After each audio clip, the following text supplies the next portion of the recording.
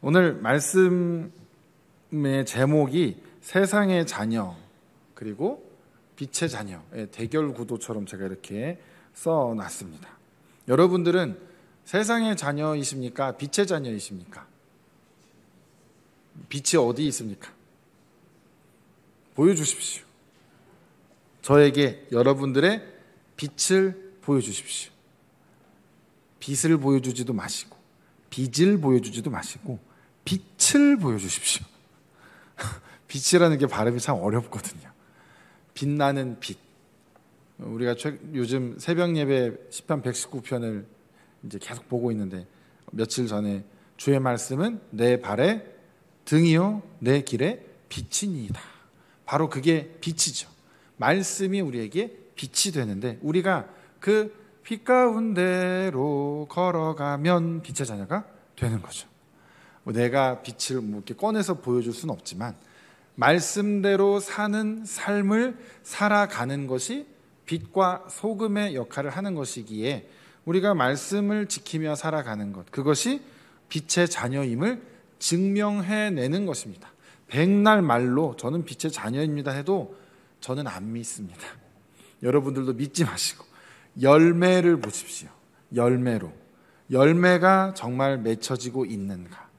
누구는 사랑의 열매, 누구는 어떤 자비의 열매, 누구는 또 기쁨을 주는 열매, 또 절제와 충성과 온유와 많은 열매들이 있는데 그런 열매들이 우리에게서 하나씩 하나씩 익어가고 있는가.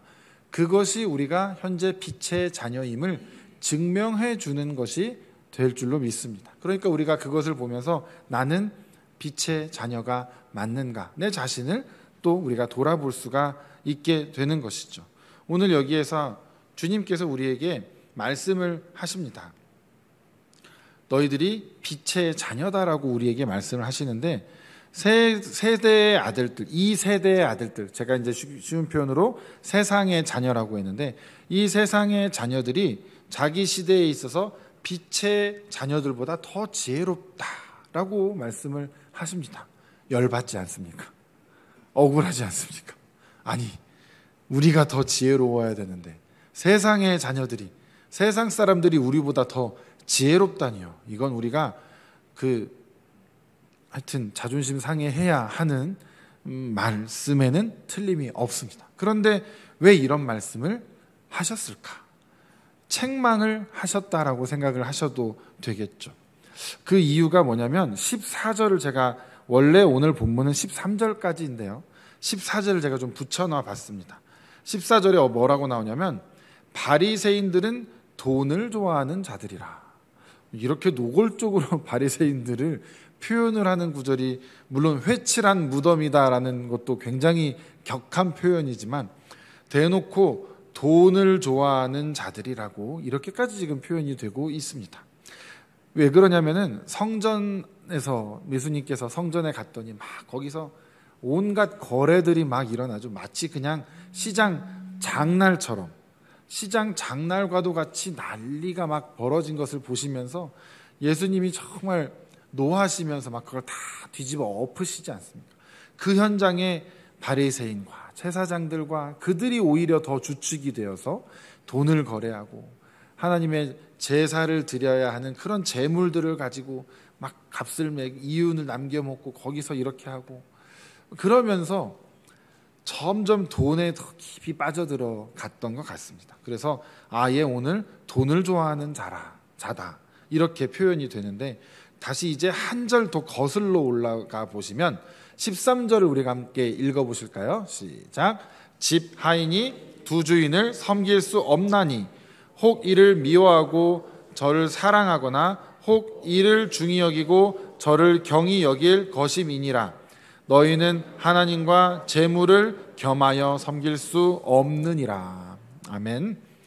예수님께서 참 많은 말씀 가운데 많은 비중을 차지하면서 경계하도록 또 경고하신 것이 바로 재물입니다.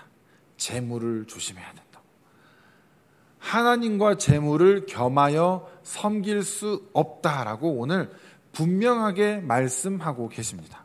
그리고 나서 바로 그런데 바리새인들은 돈을 좋아하는 자들이더라. 이렇게 나옵니다. 그러니까 지금 가장 모범적이어야 할 빛의 자녀들이어야 할 바리새인들이 하나님보다는 재물을 섬기면서 살아가고 있었고, 예수님께서 이제 그 비유를 쭉 얘기해 주실 때 이제 이들이 깨닫기를 바라는 마음에서 이제 이 비유, 오늘의 비유를 말씀을 하십니다. 우리가 이제 기억할 것은 무엇이냐면, 오늘의 이 비유는 앞으로 가보시면 이 탕자의 비유 다음에 바로 이어서 등장하는 말씀이 됩니다. 이유가 있죠. 그런데 이제 16절 장으로 다시 이렇게 딱 잘라서 16장부터 해놓은 것도 또 조금은 이유가 있는데, 오늘 그걸 다 설명드릴 수는 없지만 잠깐 언급은 이따가 하고 넘어가도록 하겠습니다. 일단 불의한 청지기 비유하면 우리가 뭐 어렵게 약간 이해하기 난해한 비유 중에 하나다라고 생각하는 그런 대표적이면서도 유명한 말씀입니다. 그래서 많은 목사님들께서 이 말씀을 설교하시면서 뭐 유튜브를 찾아봐도 굉장히 많이 나옵니다. 뭐 제가 볼 때는 한 두어 개만 찾아보면 충분히 이해가 되는 그런 이제 비유인데, 다 설명은 잘 하시면서 꼭 초반에 이게 참 어려운 비유입니다 라고 하면서 이렇게 먼저 이렇게 주의를 집중시키면서 시작을 하시는데, 사실 어려운 비유였던 거는 맞습니다. 유튜브 같은 게 없던 시절에 우리가 이 비유를 알 방법이 없지 않습니까? 담임 목사님께서 잘 풀어서 이제 설명을 해주시면 알지만, 우리가 그냥 읽어서는 조금 이해하기가 어려운 것은 사실입니다. 왜 어렵냐면, 분명히 이 청지기는 불의한데, 옳지 않은 청지기인데 잘했다고 칭찬을 받았기 때문입니다. 그 부분이 우리가 납득이 되지가 않는 것이죠. 자초지종을 조금만 설명을 드리자면, 어떤 부자한테 이제 모든 재산을 맡아서 관리하는 청지기가 있었습니다. 그런데 그 청지기가 주인의 소유를 낭비한다라고 그 주인에게 소문이 들려온 겁니다. 그런데 그 소문이 뭐 어떻게 들려왔는지는 모르지만 신뢰할 만한 사람을 통해서 들은 것 같습니다. 왜냐하면 주인이 바로 딱 불러서 바로 그 자리에서 해고를 합니다. 그렇다는 것은 청지기와 주인의 신뢰라는 건 사실 굉장히 깊은 관계이고 뭐 오래되었을 수도 있는데, 그거를 딱 듣자마자 이 청지기를 해고했다라는 것은 아주 결정적으로 이 청지기가 그동안 잘못해온 것들이 주인에게 아마 낱낱이 이렇게 보고가 되었을 것이라고 우리가 좀 추측을 해볼 수가 있습니다. 또한 이 청지기가 아무 반론을 제기하지 않죠. 왜 저 이렇게 그동안 제가 열심히 일했는데 왜 이렇게 부당 해고를 하십니까? 이런 것들을 전혀 이의제기를 하지 못할 만한, 본인도 아마 납득할 만한 분명히 그런 일들이 있지 않았을까 생각을 해볼 수가 있고요. 또 하나는 옛날 이 시대 때는 주인이 그냥 해고하면 끝이던 그런 시대이기도 했기 때문에 뭐 달리 어떻게 할 방법이 없었죠. 하지만 여기서 확실하게 이야기해서 소개하고 있는 것은 이 청지기가 주인의 소유를 낭비하고 있더라. 이것은 일단 확실합니다. 그런 다음에 이제 청지기의 이제 입장에서 3절부터 시작을 하죠. 청지기가 속으로 이르되, 이제 내가 쉽게 말하면 해고를 당했는데 내가 이제 뭘 해야 될까? 땅을 파자니 힘이 없고 빌어먹자니 부끄럽다. 그러다가 문득 지혜가 하나 탁 떠오른 겁니다. 그래, 내가 이렇게 하면 되겠다. 지금 빨리 행동이 옮겨야 되는 일인데, 주인이 지금 뭐라고 했냐면 2절에 내가 보던 일을 셈하라. 그러니까 네가 그동안 관리하던 장부 다 정리해서 가지고 와. 그러니까 낭비했다라고 하니까 주인이 그 내역을 보고 싶을 거 아닙니까? 똑바로 해서 갖고 와. 그리고 넌 이제 해고야. 아마 이걸 하신 것 같은데, 그래서 지금 당장 정리해서 가져가야 되는 그 아마 몇 시간 되지 않는 상황 가운데 꾀를 딱 낸 거죠. 그래서 지금 우리 주인에게 빚진 사람들을 일일이 부르는데 개별적으로 부릅니다. 굉장히 여기서부터 이 청지기가 얼마나 비상했는지가 나옵니다. 다 불러놓고 하는 게 아니라 개별적으로 불러서 빚을 탕감해주기 시작합니다. 얼마 빚졌소? 얼마 빚졌소? 그러면 이렇게 쓰시오. 본인의 필체로 적게 만들죠. 나중에 주인이 이거 내가 기억하기로는 이게 아닌데 어떻게 된 거야? 그러면 이제 그 가져간 사람은 청지기가 마음대로 했다라고 그 청지기한테 덤탱이를 씌울 수 없습니다. 자기 손으로 적었으니까. 청지기와 말하자면 청지기가 거기까지 다 계산하고 지금 하는 거죠. 자기가 와서 직접 쓰게 하고 난 이 해고된 청지기인지 몰랐다고 이렇게 하면서 이제 주인한테는 자기는 이게 맞다고 이렇게 아마 이제 빚진 사람들은 얘기를 하게끔 아마 청지기 그 사람들은 그걸 모르고 있겠지만 청지기는 그런 빠져나갈 구멍까지 지금 다 만들어 놓은 것 같은 치밀함을 좀 보입니다. 어쨌든 그렇게 해서 여기에는 두 사람이 나오지만 여러 사람들에게 그렇게 했습니다. 그런데 보니까 8절에 이제 또 다시 장면이 전환이 되죠. 주인으로 또 갑니다. 주인이 이 옳지 않은 청지기가 이를 지혜 있게 하였으므로 칭찬하였다라고 되어 있습니다. 어떤 부분을 칭찬했을까요? 지금 자신의 재산을 낭비한 청지기를 해고를 했더니 이놈의 청지기가 내 재산을 더 까먹었거든요. 그렇잖아요. 자기 마음대로 빚을 탕감해줬는데 더 지금 내 재산을 더 까먹었는데 대체 무엇을 칭찬하는 것일까? 여기서 이제 우리가 한번 막히게 되는 것이죠. 두 가지 측면을 볼 수 있는데 일단 이 주인은 너그러운 주인이다라는 설정을 우리가 조금 하고 가면 좋겠습니다. 이 주인이 딱 보니까 이 청지기가 한 일을 지금 다 알게 됐습니다. 어떻게 알게 되었냐면 청지기가 가서 얘기를 절대 할 일은 없겠죠. 왜냐하면 청지기는 자기가 지금 살 구멍을 그 방편을 마련하기 위해서 주인 몰래 개개인 사람들하고 이렇게 했기 때문에 주인한테는 절대 그것을 말할 리가 없습니다. 그런데 어떻게 알게 됐을까?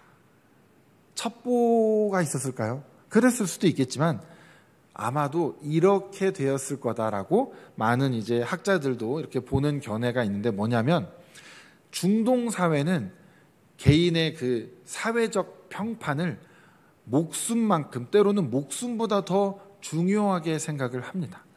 지금도 그것이 좀 이어지고 있죠. 그러다 보니까 어떻게 개종을 한다거나 가족 중에 그 개종을 하는 사람이 나타나면 가족이 그 개종한 가족을 죽이기도 하는 일이 일어날 정도로 사회적인 평판과 이런 것들을 굉장히 중요하게 생각을 하는데 이 주인은 모르는 사이 청지기가 빚을 막 탕감해줬더니 동네 사람들 사이에 소문이 난 겁니다. 아니 어디 집 부잣집 누가 우리의 빚을 탕감해줬다. 자네도 그랬어? 나도 그랬어. 이게 웬일이야? 아니 그 아무개가 왜 우리한테 이런 은혜를 베풀지? 그 사람 이렇게 그냥 막 돈만 많이 뜯어가고 예를 들어 뭐 이런 사람인 줄 알았는데 아니었네. 우리 형편을 생각할 줄 아는 사람이었네. 우리 전통과 우리 계명에 의하면 이자를 받지 말라고 했는데 이자를 받기는커녕 빚을 탕감까지 해주었으니 얼마나 하나님을 신실하게 섬기는 사람이겠는가. 이러면서 마을의 평판이 올라가기 시작. 그 주인이 그 얘기를 탁 들으니 기분이 좋은 겁니다. 장부를 찾아봤지만 증거는 찾을 수 없습니다.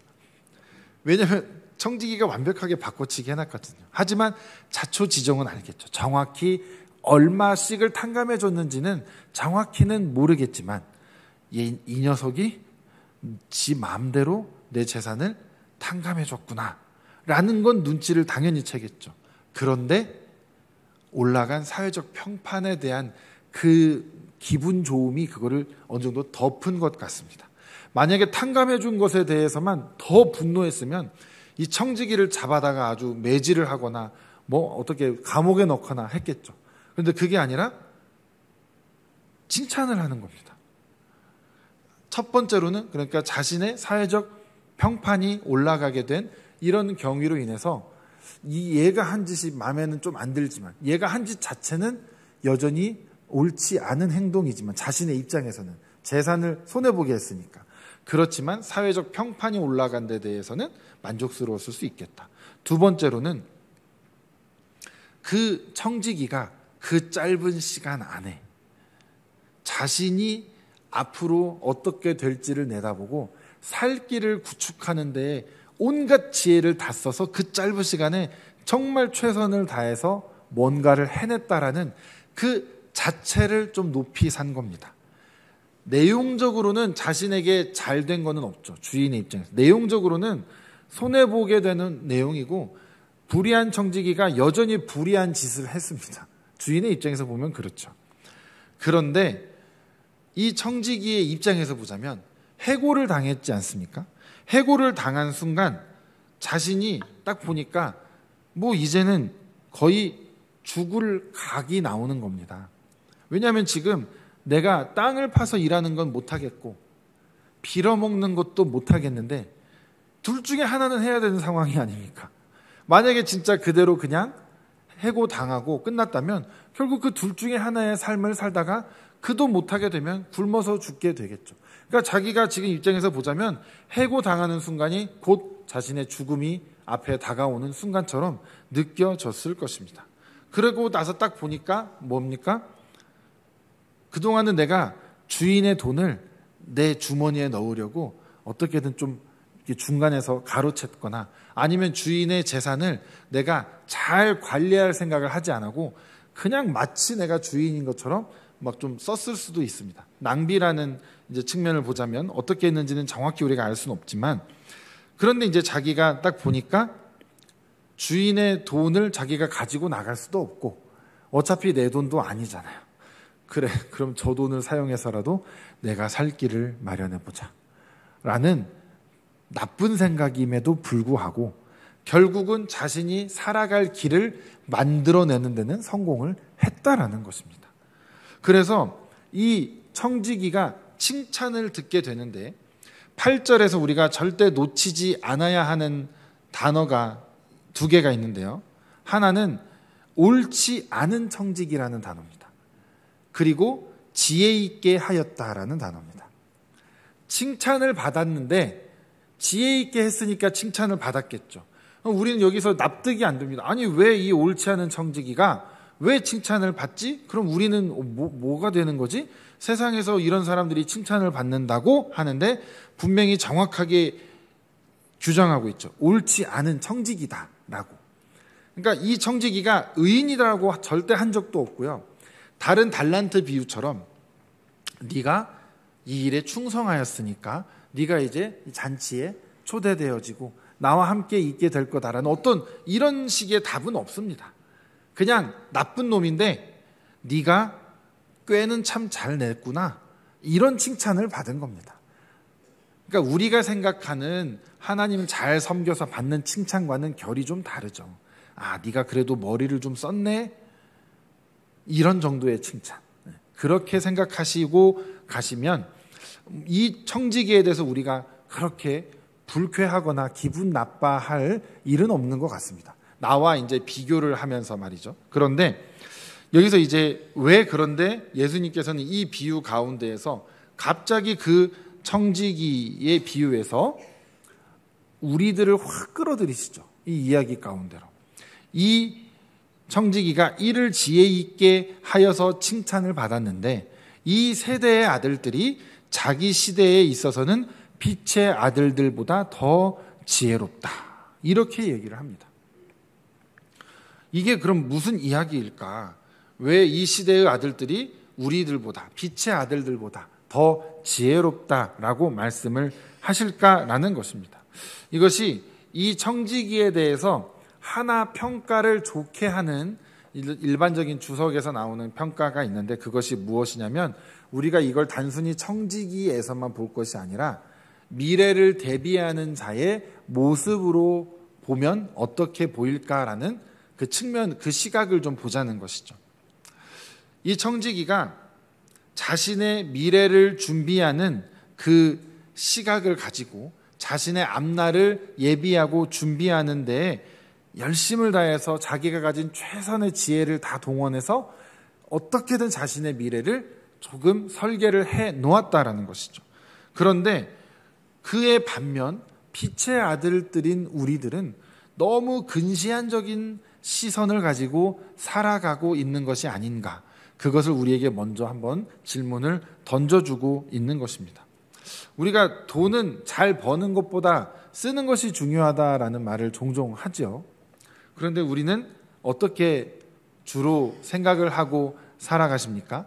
돈을 잘 쓸 생각을 하기 위해 잘 벌어야지 하다가 잘 벌어지는 것을 그다지 경험하지 못하고 잘 벌고 싶다, 잘 벌어야지 생각만 하면서 살아갈 때가 참 많죠. 그러다 보니까 우리가 자꾸 버는 데에 많이 집중을 하기도 하고 잘 벌기 위해서 애를 쓰고는 있지만 현재 있는 것 안에서 잘 쓰는 것에 대해서는 크게 집중하지 못할 때가 있습니다. 말하자면 나에게 있는 것이 몇 개가 있든 무엇이 있든 얼만큼 있든 먼저 지혜롭게 하나님의 뜻에 합당하게 쓰는 훈련을 우리가 해야 되는데 우리는 많이 들어오면 지혜롭게 써야지라고 생각을 반대로 한다라는 거죠.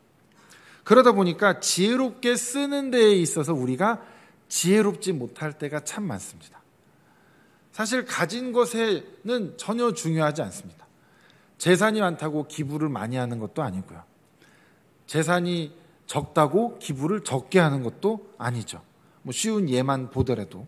근데 우리는 정말 지혜롭게 사용하는 것, 지혜롭게 관리하는 것, 즉 청지기의 삶을 우리도 살아야 하는 자들인데 우리는 모으는 것에는 열심을 다하고는 있지만 우리가 있는 것을 잘 관리하고 잘 사용하고 선한 데에 올바르게 쓰이는 것에 있어서는 얼만큼 우리의 지혜를 사용하고 있냐라는 것입니다. 버는 데에는 지혜를 열심히 쓰죠. 쉬운 예를 한번 들자면 우리 자영업자 분들이 계시죠. 개인 사업자. 그 사업을 잘 되게 하고 일으키기 위해서 하는 그 노력과 지혜와 그 수고와 교회에서 우리가 헌신하면서 주의 일을 하는데 사용하는 지혜와 수고와 헌신 어느 쪽이 더 크겠습니까? 당연히 저랑 눈이 마주친 이춘하 권사님 당연히 그렇죠. 우리는 이거는 뭐 그냥 우리가 솔직하게 얘기를 하는 겁니다. 당연히 우리가 개인 사업에 최선을 다해서 내 모든 힘과 내 모든 지혜와 동원할 수 있는 것을 최선을 다해서 끌어모아도 잘 될까 말까 한 판인데 엄청나게 최선을 다하겠죠. 직장을 다니는 이들도 마찬가지입니다. 적당히 직장 다니면요 잘리기 십상입니다. 내 책상이 복도에 나올 수도 있습니다. 최선을 다해서 내가 한 사람의 몫을 잘 감당을 해야 됩니다. 그게 서로 사회 구성원들끼리의 또 약속이기도 하죠. 우리가 그래서 그런 부분에 있어서는 최선을 다하고 어떻게든 우리의 지혜를 모아서 살아가는데 교회에서는 굉장히 수동적일 때가 많습니다. 앞에서 목사나 이렇게 사역자들이 이렇게 조금 안내해 주는 거를 마지못해 따라 하실 때도 있고 정말 기꺼이 헌신하시는 분들도 계시지만 이게 자발적으로 우리가 내가 더 지혜를 짜내서 어떻게 하면 내가 간단한 거 하나를 함에 있어서도 더 하나님께서 기뻐하실 수 있게 어떻게 이것을 할 수 있을까에 대한 고민은 우리가 그렇게 많이 하지 않을 때가 참 많다는 것이죠. 더군다나 그것이 반복되는 일이면 더더욱 그렇습니다. 익숙해지죠. 점점 익숙해지다 보면 우리가 별로 생각하지 않고 그냥 하던 그대로 일을 하게 됩니다. 왜 맥락이 뭔가 좀 아까 하던 얘기랑 좀 안 들어맞는 거 아닙니까? 라는 이런 이상한 점을 발견하신 분들이 계실지 모르겠는데 이제 단어를 하나 우리가 좀 살펴보자면 이 1절에서 나오는 말씀 중에 청지기가 그가 주인의 소유를 낭비한다는 말이 그 주인에게 들렸다라고 되어 있습니다. 이 낭비라는 것이요. 오늘 우리에게 두 가지 측면에서 이제 가르쳐 주는 것이 있는데 이 낭비하다라는 뜻에는 어떤 것이 있냐면 주인의 재산을 허투루 쓴다든지 필요 이상으로 쓴다든지 너무 가볍게 사용했다라는 그런 의미의 낭비가 있습니다.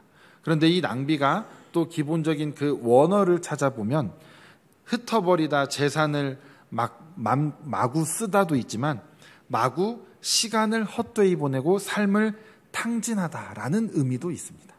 그러니까 우리가 이 이야기를 다시 한번 보자면 이 청지기가 주인의 재산을 낭비한 거라고 생각하지만 하나님과 우리의 관계에서 보자면 하나님께서 우리에게 주신 다양한 시간과 또 건강과 우리의 어떤 재능과 여러 많은 것들을 우리가 지금 낭비하고 있지는 않은가, 그것을 생각해 보자라는 겁니다. 여기서 낭비는 막 써서 낭비가 아니죠. 안 써서 일어나는 낭비, 시간을 버리게 되는 낭비. 내가 진즉 헌신하고 주님께 최선을 다해야 하는데 좀만 더 있다가 나중에 뭐 이렇게 하다가 결국은 세월을 낭비해 버리게 되는 우리의 일들도 참으로 많다라는 겁니다. 물질도 우리가 버는 데 집중해서 쓰는 거를 지혜롭게 쓰지 못해서 그것도 낭비가 될 수 있습니다. 그러니까 이 청지기의 낭비가 오늘 우리에게도 그대로 적용이 될 수 있다라는 것이죠. 우리가 그 청지기가 마지막에 해고당하니까 그때 온갖 모든 것을 총동원해서 비상한 머리를 사용해서 어떻게든 그 미래를 준비했던 우리에게는 지금 그런 절박함이 있냐라는 것이죠. 우리는 장래에 소망이 있다라고, 주님 오실 날을 우리는 기다린다라고 얘기는 하지만 잘 사실 우리가 대화하고 서로 하다 보면 아마 최소한 내가 죽을 때까지는 안 올 거다라는 강력한 믿음들이 우리 안에는 다 있습니다. 그러니까 그날을 우리가 예비하고 준비하는 모습들이 우리에게는 없는 것이죠. 그런데 우리는 이렇게 생각해 보면 좋겠습니다. 각자의 수명들은 언제 끝날지를 모른다. 언제 누가 세상을 떠나게 될지 우린 아무도 모릅니다. 우리는 지금 주님을 믿고 있지만 믿지 않는 나의 가족, 나의 형제들, 주변의 지인들, 이들을 우리가 그냥 내버려 두는 것도 그것도 낭비하는 삶을 살고 있다라는 것이죠. 그런 면에서 볼 때 우리가 지금 어디에 집중해야 되고 무엇을 지금 열심을 다해서 사용해야 하는지에 대한 답들이 조금씩 나오게 되는 것입니다. 여기서 두 주인을 섬길 수 없다라고 오늘 우리에게 주님께서 말씀해 주고 계십니다. 여기서는 특별히 재물이다라고 우리에게 가르쳐 주십니다. 청지기의 비유에서부터 이 맥락이 쭉 오게 되는데 이게 탕자의 비유에서부터 이어지는 이야기입니다. 탕자가 어땠습니까? 아버지의 재산을 가지고 가서 다 쓰지만 사실 탕자가 낭비한 건 재산보다는 그 세월이 더 커 보입니다. 아버지를 떠나서 살았던 그 세월들, 그 맥락에서부터 또 이어지는 비유가 이 청지기의 비유입니다. 그러니까 우리가 단순하게 돈, 재산만을 생각할 것이 아니라 나에게 주어진 모든 하나님께서 주신 모든 것들, 심지어 시간과 건강과 나의 생각마저도 우리가 정말 허송세월 보내게 되어서는 절대 안 될 것입니다. 우리가 세상 사람들보다 훨씬 더 지혜롭게 사용해야 되고 훨씬 더 밀도 있게 써야 되고 훨씬 더 고심하면서 또 고민하면서 또 함께 모여서 그것을 같이 토의하고 이야기하면서 어떻게 해야 우리가 시간을 더 아끼며 세월을 아끼며 어떻게 해야 더 하나님의 일을 우리가 위해서 더 아름답게 귀하게 쓰임받고 사용하고 우리가 하나님께 영광을 올려드릴 수 있을까를 고민해야 하는 것이죠. 우리가 그것이 우리 삶에 반드시 있어야 사실은 우리의 일상생활도 더 단단하게 다져지게 됩니다. 우리가 세상에서 인정받으려고 하다가는 쉽지 않습니다. 그런데 하나님께 먼저 인정받으면 세상에서도 인정받을 수 있습니다. 우리가 먼저 하나님께 충실하게 정말 낭비하지 않는 청지기로서의 삶을 우리가 살아가야 하는 것이죠. 돈을 밝힌다라는 이 바리새인과 같은 평가를 우리가 받아서야 되겠습니까? 우리 그런 평가 받지 마시고 또 세상 자녀들보다 더 지혜롭지 못하다는 평가도 받지 마시고 우리가 정말 지혜롭게 살아가는 자들이 되어야 합니다. 오늘이 원래 감리교회 교단에서 정한 기독교 교육 진흥 주일입니다. 그래서 다음 세대들에 대한 특별히 교육을 강화하고 또 때로는 통합으로 예배를 드리고 하는 아주 귀한 날 중에 하나인데, 우리가 이런 정신들을 우리가 먼저 살아내면서 다음 세대에게 우리가 이런 정말 지혜롭게 살아가는 것이 무엇인지를 우리가 바르게 가르쳐 주는 것 또한 우리가 해야 할 아주 중요한 역할과 의무가 될 것입니다. 우리가 그런 삶을 살아내시면서 정말 하나님께 칭찬받는 종들이 되시기를 주님의 이름으로 축복합니다. 주님 감사합니다. 오늘도 우리에게 귀한 말씀을 주시고 우리가 세상을 살아갈 때 청지기로서의 삶을 어떻게 살아가야 하는지에 대해 함께 말씀을 나누게 하심에 감사를 드립니다. 우리가 말씀에 순종하여 살아가는 자들이 될 수 있도록 주여 우리를 축복하여 주시고 성령님 우리와 함께하여 주시옵소서. 감사드리며 예수님의 이름으로 기도드렸습니다. 아멘.